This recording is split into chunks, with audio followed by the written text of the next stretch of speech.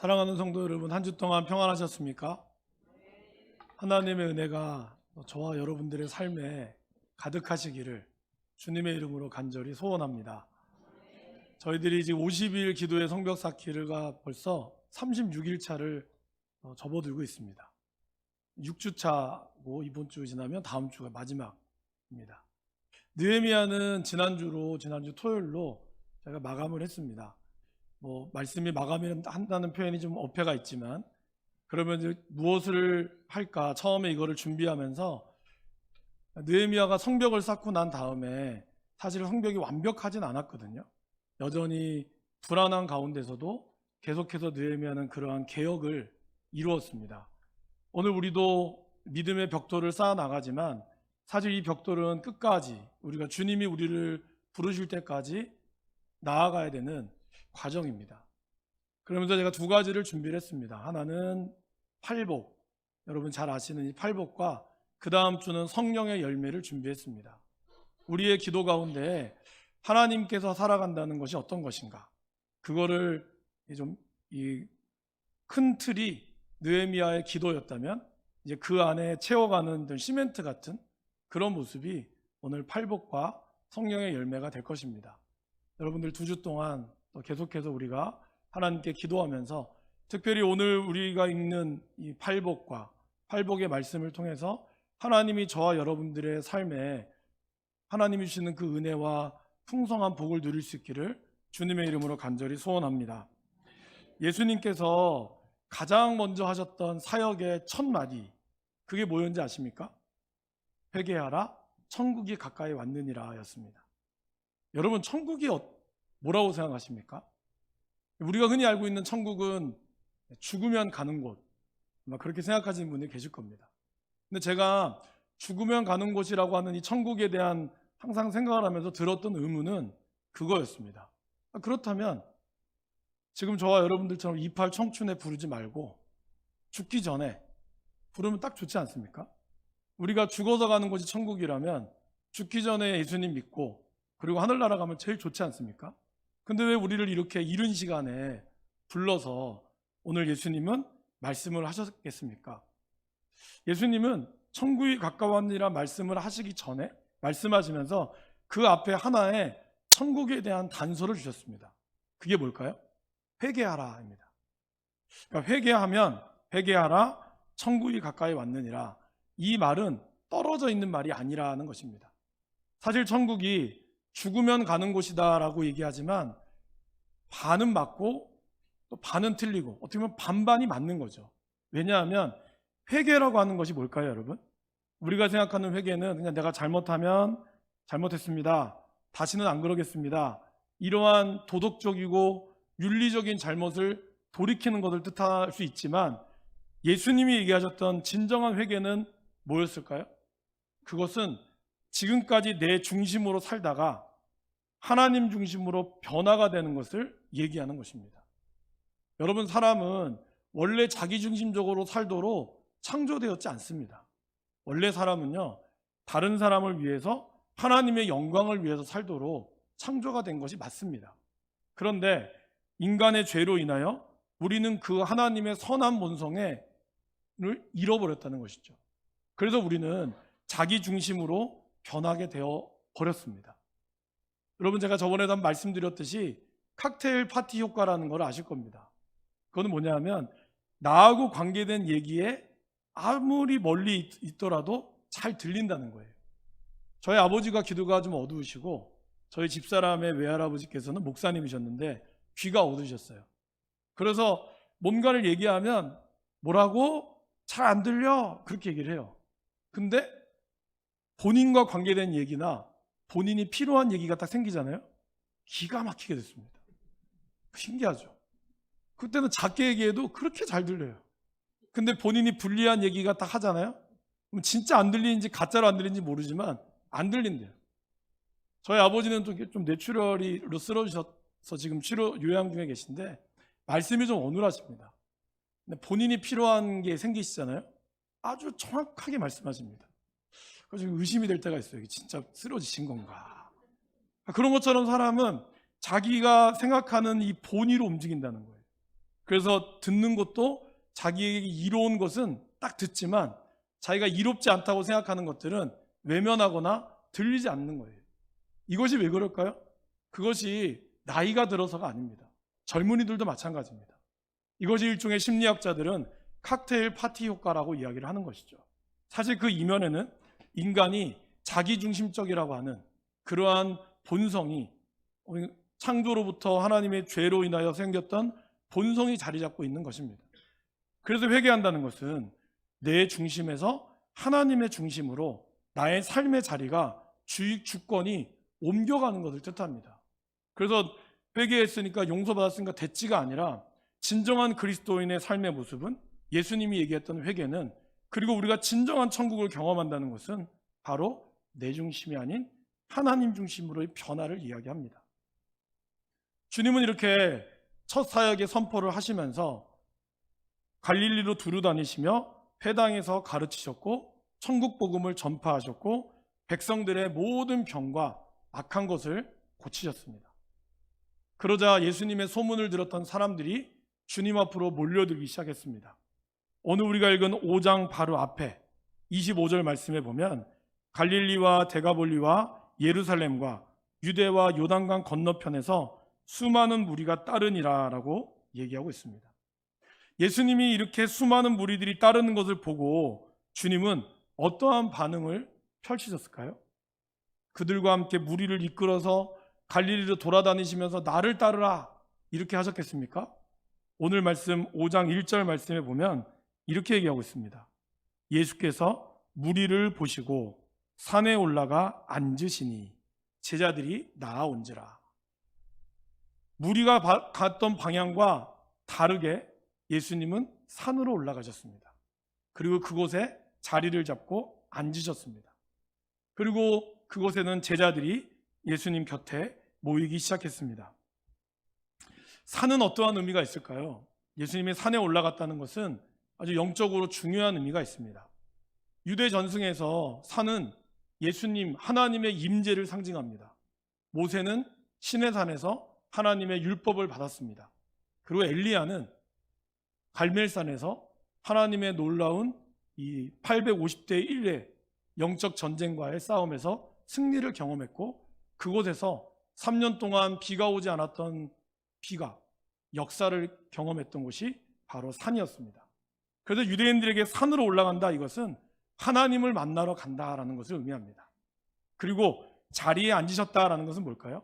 예수님이 두루 다니면서 일을 하시다가 자리에 딱 앉았다는 것은 이제 예수님이 무엇인가 제자들에게 그리고 산으로 따라올려온 무리들에게 주님이 뭔가의 가르침을 하시겠다라는 깊은 의미가 담겨져 있습니다.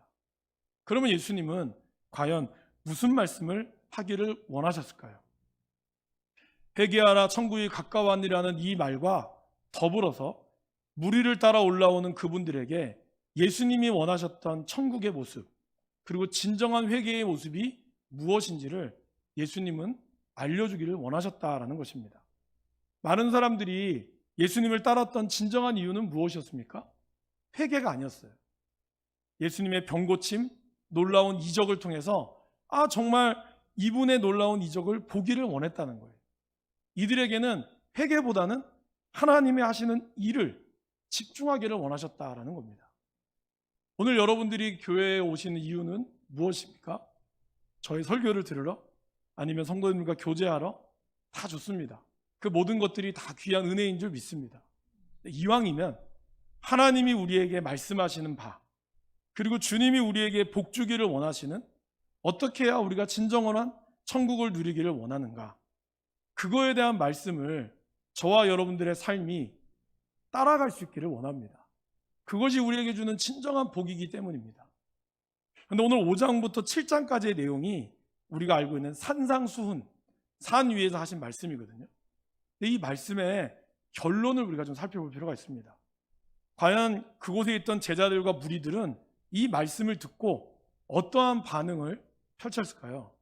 우리 28절과 29절 말씀을 같이 한번 읽어보겠습니다. 예수께서 이 말씀을 마치심에 무리들이 그의 가르치심에 놀라니 이는 그 가르치시는 것이 권위 있는 자와 같고 그들의 서기관들과 같이 아니함일러라. 제자들이, 여기 있는 무리들이 예수님의 가르침에 놀랐다라고 표현하고 있습니다. 여러분, 요즘에 정말 강의를 잘하는 분들이 진짜 많습니다. 그죠? 김창옥 씨부터 시작해서 저도 즐겨보는 세밭이라든가 아니면 여러 가지 강연 프로그램들을 보면 정말 기가 막히게 잘합니다. 여러분들도 아마 그런 강연들을 들으면서 감탄을 맞이 않을 때가, 또 감탄할 때도 있으시고, 또 그런 말 중에 좋은 거는 좀 써먹으려고 메모하고 계신 분들도 있을 겁니다. 우리는 그러한 강연을 듣고 나의 지식의 충족을 위해서 놀라죠. 그러면 오늘 예수님의 말씀을 듣고 가르치심에 놀랐다는 이 표현은 어떤 의미가 있을까요? 감탄의 의미가 아닙니다, 여러분. 여기서의 놀람은요, 내가 과연 그렇게 살 수 있을까? 그 뜻이에요. 예수님의 이 말을 5장부터 7장까지 하는 말을 쭉 들어보니까 이 말씀이 너무나 대단해서 내가 놀라움을 금할 수 없는데, 한편으로는 내가 정말 이것대로 살 수 있을까? 그 뜻이었어요. 29절 말씀에도 보세요. 가르치는 것이 권위 있는 자와 같고 그들의 서기관들과 같이 아밀러라. 그러니까 그들이 똑같은 말씀을 두고 해석하는 예수님의 말씀이 그들이 늘 가르쳤던 사람과 너무나 다른 거예요. 너무나 다르다 보니 그 말씀에 감탄뿐만이 아니라 과연 나는 이 말씀대로 살아갈 수 있을까라고 하는 것을 그들이 두렵고 떨림을 경험했다라는 것입니다. 그럼 도대체 이 말씀이 뭘까요? 우리가 5장에서 7장을 다 읽을 수는 없지만 특별히 이 팔복의 말씀이 가장 큰 핵심이라고 할 수 있는데, 우리 5장 3절에서 10절까지에 나오는 팔복의 말씀을 같이 한번 읽어보도록 하겠습니다. 우리 3절부터 읽겠습니다. 심령이 가난한 자는 복이 있나니 천국이 그들의 것임이요, 애통하는 자는 복이 있나니 그들이 위로를 받을 것임이요, 온유한 자는 복이 있나니 그들이 땅을 기업으로 받을 것임이요, 의에 줄이고 목마른 자는 복이 있나니 그들이 배부를 것임이요, 긍휼히 여기는 자는 복이 있나니 그들이 긍휼히 여김을 받을 것임이요, 마음이 청결한 자는 복이 있나니 그들이 하나님을 볼 것임이요, 화평하게 하는 자는 복이 있나니 그들이 하나님의 아들이라 일컬음을 받을 것임이요, 의를 위하여 박해를 받는 자는 복이 있나니 천국이 그들의 것임이라. 아멘. 여러분, 여기서 솔직하게 천국이 그들의 것이며 그들이 위로를 받을 것이며 이 뒷부분만 받았으면 좋겠죠. 그죠? 특별히 땅을 기업으로 받는 거에 아멘을 크게 하고 싶으시죠. 그 우리 본성이에요. 그죠? 저도 그렇습니다. 근데 이 앞에 거, 이거를 이 그들의 것이며라고 하면서 예수님이 얘기하셨던 심령이 가난한 자, 애통하는 자, 이거는 약간 외면하고 싶은 거예요. 그렇죠? 그렇지 않습니까? 그러니까 우리는 이 결과, 천국을 소유하는 이런 것들을 받고 싶은데 사실 앞에 있는 내용은 참 어려워요. 그래서 이 말씀을 읽으면서 이거는 나하고는 상관이 없다. 이거는 예수님이나 하실 수 있다. 천국 가면 할 수 있는 거지 나하고는 아무런 상관이 없다 생각하는 분도 계실 것이고, 이거는 목사님들이나 장로님들이나 하는 거지 우리 같은 평신도는 그냥 이렇게 살다가 주일날 예배 안 빠지고 이러면 됩니다, 이렇게 생각하는 분도 없기를 바라지만 계실 수도 있다고 생각합니다. 근데 여러분, 예수님이 그렇다면 왜 이렇게 어렵다고 여기는 말씀을 하셨을까요? 그거는 우리가 이것을 할 수 있기 때문에 말씀하신 겁니다. 그리고 원래 우리는 이러한 본성을 가지고 있다라는 것을 말씀해 주기를 원하셨어요. 아담과 하와 때 하나님이 하나님의 형상대로 우리를 창조하셨습니다. 그 창조의 본성은 오늘 이런 마음이었어요. 우리는 원래 심령이 가난했었고, 그리고 슬퍼하는 자에서 애통할 수 없고, 그리고 우리는 온유했었어요. 그리고 우리는 화평케 하는 역할을 했고, 저와 여러분들의 마음은 청결했습니다. 그리고 주의 복음을 위하여 언제든지 박해를 받는 것에 대해서 두려워하지 않았습니다. 그런데 지금 죄악된 본성이 나의 삶의 모습을 분노하게 만들었고, 나에는 상황과 상관없이 때로는 이렇게 살기를 주저했다라는 것입니다. 예수님이 오늘 이것을 우리에게 보여주는 이유, 그리고 이것이 천국을 소유하는 이유는 바로 저와 여러분들의 삶이 이러한 삶이 되어야 하고 이렇게 삶을 될 수 있다는 것을 말씀하기 원하셨다라는 것입니다. 여러분 솔직히 생각해 보십시오. 우리는 이렇게 될 수 없다라고 스스로 생각할 때도 있지만 한편으로 우리는 이런 세상이 되기를 간절히 바랍니다. 그렇지 않습니까? 여러분들이 투표를 해서 정치인을 뽑을 때 당을 보고 뽑기도 하지만 우리는 어떠한 사람이 되기를 원합니까?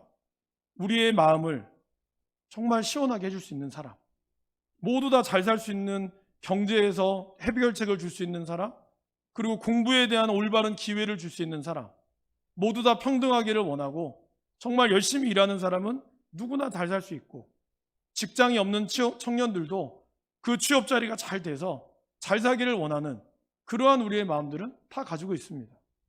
그러니까 우리는 우리의 이상과 우리의 현실 사이에서 늘 괴로워하고 있는 것이죠. 그럼 우리는 이러한 이상을 갖는 이유는 뭘까요? 이미 우리 안에는 하나님의 본성이 있다라는 거예요. 그 본성 가운데는 이 8가지의 마음이 우리의 내면에 갖고 있다는 거예요. 그러면서도 우리는 현실적으로는 그렇게 살지 못하는 괴리감 속에 있다라는 것이죠. 그러면 이럴 때 사도 바울의 고백이 아마 우리의 고백이 될 것입니다. 오호라, 나는 곤고한 사람이라. 이 사망의 몸에서 누가 나를 건져내랴. 내 마음으로는 하나님의 법을 즐거워하되 내 육신으로는 또 다른 법이 나를 사로잡고 있는도다. 아마 여러분들이 그러한 마음을 가지고 있을 거라고 생각합니다. 사실 우리 모두 다 그러한 마음 속에 있는 것을 주님은 아셨습니다. 그래서 오늘 주님은 이 팔복을 통해서 먼저 어떻게 얘기하실까요? 사실 이 개역개정의 말씀을 읽으면 복을 받으려면은 심령이 가난해야 되는구나. 그래, 그럼 내가 가난해져야지. 이렇게 마음을 먹게끔 만드는 것 같지만 원래 원문과 그리고 영어 성경에는 뭐부터 시작할까요? 저를 따라해 보실까요? 복되도다. 예수님 그렇게 시작하고 있어요. 먼저 앉아있는 모두를 향해서 예수님은 선언하십니다. 너희들이 복되다라는 거예요. 심령이 가난하든 가난하지 않든 애통하든 애통하지 않든 너희들은 뭐라고요? 복되다라는 거예요. 오늘 이 자리에 오신 여러분들 모두가 복되십니다. 믿으십니까? 이건 제 말이 아니에요. 예수님이 무리를 통해 앉아있는 모두에게 복되다라고 선언하셨어요. 그러면 이 복된 선언 가운데 예수님은 복된 너희들이 이것을 소유하기 위해서 우리는 이러한 성품이 필요하다라는 것을 말씀하고 있어요. 그 중에서 오늘 우리 가장 첫 번째, 심령이 가난한 자는 복이 있나니 천국이 그들의 것이다. 이거를 다시 해석하면 복되도다 심령이 가난한 자여 천국이 그들의 것이다. 그렇다면 오늘 여기서 말씀하시는 이 심령이 가난하다는 것은 어떤 것을 의미할까요? 첫 번째는 심령이 가난하다는 것은 무기력을 의미합니다. 여러분 가난해 보셨습니까? 사실 죄송하지만 저는 우리 어르신들의 만큼 가난을 경험해 보지는 못했습니다. 그 철딱서니 있는 아이들이 그러잖아요. 야, 내가 너희 때는 밥이 없어서 굶었다. 그럼 아이들 뭐라 그러죠? 아빠, 라면 먹으면 되잖아요. 저는 그런 세대를 살았어요. 그래서 사실 이 가난이라는 것을 잘 모르지만 가난하면 떠오르는 또 다른 수식어가 있더라고요. 그게 뭘까요? 지긋지긋하다라는. 지긋지긋한 가난. 가난이 지긋지긋하다는 거예요. 이 지긋지긋하다는 뜻이 진절이 나도록 몹시 싫고 괴롭다라는 뜻입니다. 그만큼 가난은 우리에게 있어서 벗어나고 싶고 창피한 단어이죠. 그래서 뭐 새마을 운동도 그런 거 아닙니까? 우리 이 지긋지긋한 가난에서 벗어나 보자. 하루 세 끼 먹어보자. 어떻게 보면 지금 우리가 저희 젊은 세대가 들으면 참 웃기는 말 같지만 그때는 그것만이 우리에게 가장 큰 거라고 생각했던 거잖아요. 그죠? 그런 지긋지긋한 가난을 근데 예수님은 역설적으로 뭐라고 얘기하고 있습니까? 우리에게 복되다라고 얘기하고 있다는 겁니다. 그럼 여기서 말씀하시는 이 가난은 어떤 걸까요? 사실 가난은 두 가지 의미가 있죠. 첫 번째는 절대적 가난이 있고 두 번째는 상대적 가난이 있습니다. 사실 지금의 많은 사람들이 가난하다고 여겨지는 것 중에 하나는요, 상대적 가난이 많아요. 그러니까 이런 거죠. 자기는 그랜저를 몰고 다니면서 벤츠 타고 다니는 사람을 보면서 아, 나는 참 가난하다. 우리는 그렇게 얘기해요. 나는 쌀밥 먹고 있는데 저 옆집 사람은 돈가스를 먹는 거 보고 아, 나는 가난해. 나는 쌀밖에 못 먹어. 이러한 상대적 가난을 이야기하는 게 아닙니다. 오늘 주님이 이야기하는 절대적 가난은 정말 다른 사람의 도움이 없으면 기본적인 삶조차 전혀 살아갈 수 없는, 철저하게 의존적이고 철저하게 내가 아무것도 할 수 없는 이 무기력한 가난을 이야기하는 거예요. 그런데 그 앞에 하나가 더 붙었죠. 심령이 가난하다라는 거예요. 그러니까 우리의 마음이 철저하게 나는 모든 걸 할 수 있어, 그것이 아니라 나는 정말 아무것도 할 수 없는 무기력한 인간이다. 이것을 고백할 수 있는 심령의 가난을 이야기하는 것이죠. 많은 사람들이 가난을 벗어나기 위해서, 상대적 가난이든 절대적 가난이든 벗어나기 위해서 어떻게 하면 가난을 벗어나야 행복할 수 있을까? 그러니까 이게 참 희한하게도 가난과 행복은 반대라고 생각을 해요. 그죠? 가난하면 행복하지 않다라고 사람들은 등식을 매겨요. 그래서 사람들이 행복하기 위해서 가난을 벗어나려고 합니다. 그래서 돈을 벌려고 하고 뭔가 좋은 대학에 가야지만이 행복할 수 있다고 생각하고 명예를 얻어야지만이 행복할 수 있다고 생각해요. 물론 그것이 어느 정도 행복을 준다라고 생각은 합니다. 근데 여러분 어떻습니까? 우리가 이 가난을 위해서, 가난을 벗어나기 위해서 여러분들의 물질이 채워지고 여러분들의 명예가 채워지고 여러분들의 무엇이 채워졌을 때, 여러분들의 목표한 만큼 채워졌을 때, 그때 비로소 여러분들은 아, 나는 행복하다라고 이야기하십니까? 아닙니다. 좀 더 우리는 얘기할 때가 더 많다는 거죠. 아니요, 정말 그렇게 행복하다 느낀 분도 있다고 생각합니다. 그런데 대부분의 사람들은 그렇게 하지 않아요. 집이 없어서 내 집만 하나 있으면 좋겠다고 생각했던 사람들이 좀 더 많은 집을 얻고 이제 또 살다 보면 그래도 집이 좁은 거를 느끼고 좀 더 우리는 가게 된다라는 것이죠. 그래서 사람은 비워지면 그것을 행복할 것 같은데, 예를 들어 어떤 스님이 그러셨죠. 공술의 공수거라고 그랬잖아요. 비워지면 행복할 것 같지만 사람은 절대로 그럴 수가 없습니다. 비워지면 그 무엇인가 다른 걸로 채워지지 않으면 사람은 또 하나의 거기에서 공허함을 느낀다라는 것이죠. 그런데 영적으로도 사람들은 그렇게 생각하지 않습니다. 오히려 물질이 채워지면 영적으로도 풍요해질 것 같지만 역설적으로 심령이 점점점 가난해져야, 점점점 자기 자신이 무기력해지고 내 인생이 황무지가 경험이 되어야 비로소 예수님은 행복하다라고 얘기하는 거예요. 그것이 진정한 복이다라고 얘기하는 것이죠. 우리의 삶에 무기력을 경험할 수 있는 사람, 우리는 무기력을 경험하는 것이 내 인생이 참 불행하다고 생각하지만 예수님은 역설적으로 내 인생이 무기력하다고 얘기하는 것을 오히려 복되다라고 얘기하고 있습니다. 두 번째, 가난한 건 어떤 걸까요? 심령이 가난하다는 것은 비참한 상태를 의미합니다. 여러분, 가난은 참 우리를 비참하게 만들기도 합니다. 아무것도 할 수 없고 그래서 다른 어떤 것도 생각할 여유가 없습니다. 사실 우리 어르신들을 신방하다 보면 우리는 커피 한 잔에 8,000원짜리 커피를 마시면서도 아무렇지도 않게 하지만 그분들은 5,000원짜리 식사를 하면서도 벌벌벌 떨 수밖에 없는 거죠. 그것이 돈이 없어서가 아니라 그 절대적 가난을 경험해 봤기 때문에, 그리고 그것 때문에 오히려 그 돈을 모아서 헌금을 하든가 아니면 더 자녀들을 위해서 해결하려고 하는, 그러니까 오로지 그것만을 위해서 섰기 때문에 다른 어떤 것이 없었어요. 그러니까 복잡하지 않았어요. 두 마음을 품을 수도 없었어요. 근데 지금 20대만큼 우울증이 많은 세대도 없다고 합니다. 50대보다 20대의 우울증의 증가율이 많답니다. 스트레스도 더 많이 받고요. 아마 여러분들은 그럴 거예요. 내가 20대였다면 돌멩이도 씹어먹고 아무 걱정 없이 더 잘할 텐데 라고 생각하지만 사실 지금의 20대는 어느 때보다 머리가 아픈 세대가 되어버리고 말았습니다.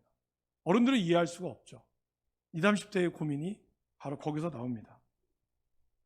그만큼 많이 번 것 같지만 더 어려운 마음들이 있다라는 거죠.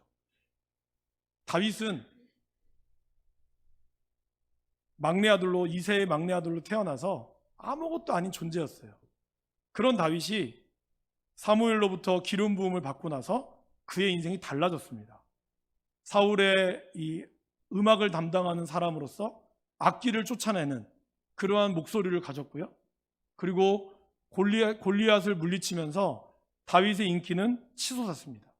사울이 죽인 자는 천천히요, 다윗이 죽인 자는 만만히도라고 하는 그러한 왕보다 더한 인기를 얻었고, 그리고 그는 왕의 사위가 되면서 제2의 권력을 소유했습니다. 그렇던 다윗이 사울의 질투로 인하여 하루아침에 도망자로 전락해버리고 너무 급하게 나온 나머지 배가 고파 하나님의 전에서 떡 하나 얻어먹어야 되는 그런 비참한 신세가 되었습니다. 그리고 그는 그 비참한 신세로 골리앗을 죽였던 그 블레셋에 가서 자기의 목숨을 연명해야 되는 시대가 오고 말았습니다. 근데 여러분, 거기서도 어땠죠? 블레셋의 아기스 왕은 다윗이 첩자인 걸로 오해했고 오히려 그를 죽이려고 했습니다. 그때 다윗이 어떻게 했습니까? 미친 채 하고 대문짝에서 그적거리며 침을 수염에 묻히며 미치광이 행세를 했습니다.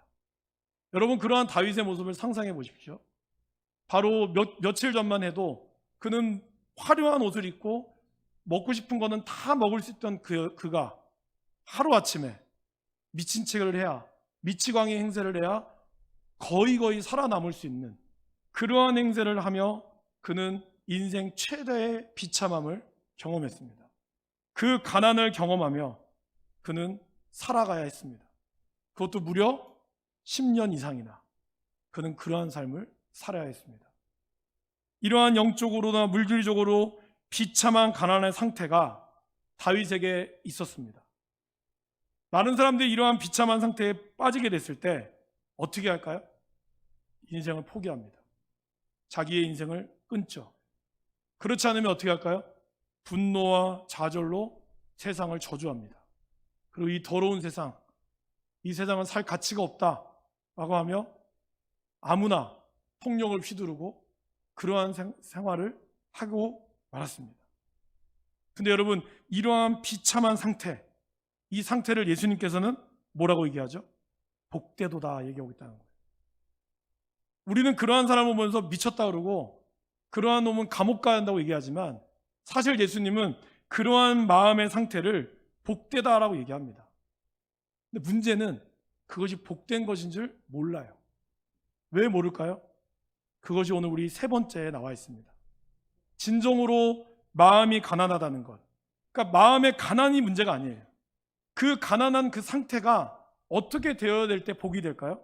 그것은 바로 세 번째, 하나님께만 의존할 수밖에 없는 상태를 고백하는 것. 그것이 바로 진정한 하나님의 복이라는 겁니다. 여러분, 시편은 150편이고 그 중에 75편의 이상을 다윗이 썼습니다. 근데 여러분, 다윗이 쓴 75편 중에 반 이상은 언제 썼는지 아십니까?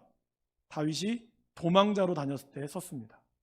그는 그의 가장 비참한 상태, 가장 억울하고 그리고 왜 이렇게 내가 살아야 됩니까? 라고 저주의 외침을 했던 그 시편의 고백이 바로 그가 도망자로 다니며 그의 인생의 최대의 가난의 시절에 그는 겪었다는 거예요.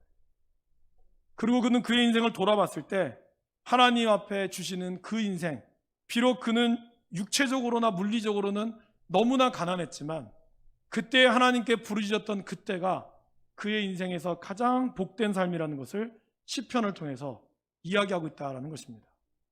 사랑하는 여러분, 예수님을 믿는 사람도 근심할 수 있습니다. 염려할 수 있습니다.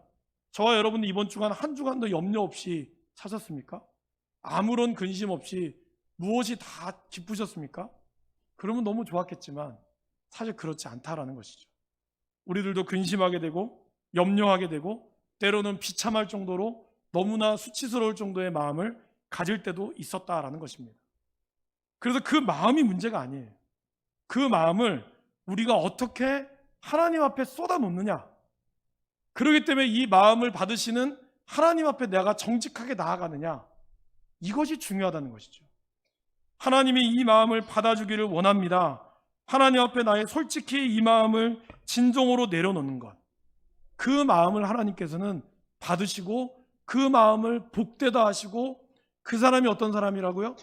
그 사람이 진정한 천국을 소유하는 사람이다라고 말씀하고 있다라는 것입니다. 여러분, 가난이 문제가 아닙니다. 비참함이 문제가 아닙니다. 비참할 수 있습니다. 그리고 그것 때문에 우리가 무기력해질 수 있어요. 중요한 것은 그 무기력하고 비참한 마음을 우리가 하나님 앞에 정직하게 내어놓느냐, 이것이 더 중요하다는 것입니다. 이것을 내 힘으로 해보려고 하고, 이것을 내가 다른 사람 앞에서 체면이 있으니까 내가 그래도 이렇게 살아왔는데, 그렇게 해서 내오는 이 허세, 그러한 모습이 우리를 더 결핍으로 몰아간다는 거예요. 예수님은 그 마음을 다 나에게로 가져오기를 원하고 있다는 것입니다.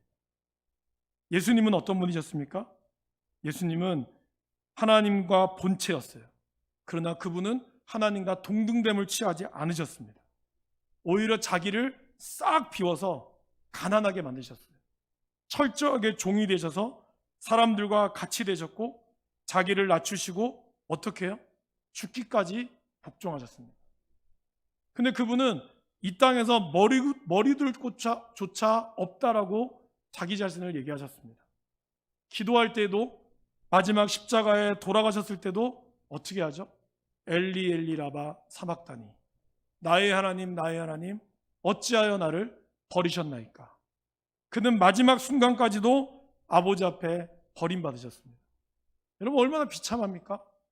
얼마나 마음이 아파요. 그런데 이 모든 것들을 주님은 친히 감당하셨고, 그 가난하고 모든 것을 비워내셨기에 그분은 진정으로 하늘의 우편에 앉아 모든 영광을 받으셨던, 특권을 누리셨던 것입니다. 여러분, 제가 아까 팔복을 이야기했죠.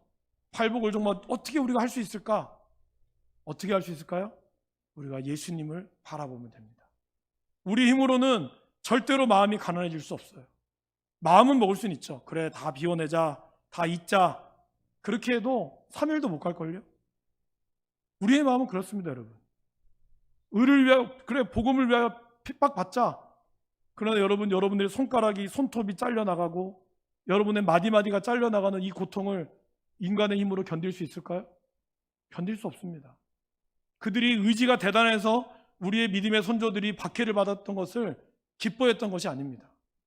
주님을 바라봤기에, 주님이 그들과 함께 하심을 경험했기에 그분들은 걸어갈 수 있었던 것입니다. 마찬가지입니다, 여러분. 우리도 우리의 힘으로, 주님은 이 팔복을 이야기하면서 그러면 어찌할꼬 우리 힘으로 이거를 감당할 수 있을까? 사도 베드로가 얘기했잖아요. 주 예수를 믿으라. 그리하면 내가 성령을 선물로 받으리니 그러면 너희는 이것을 감당할 수 있느니라. 그러한 사람이 진정한 천국을 소유하게 될 것입니다.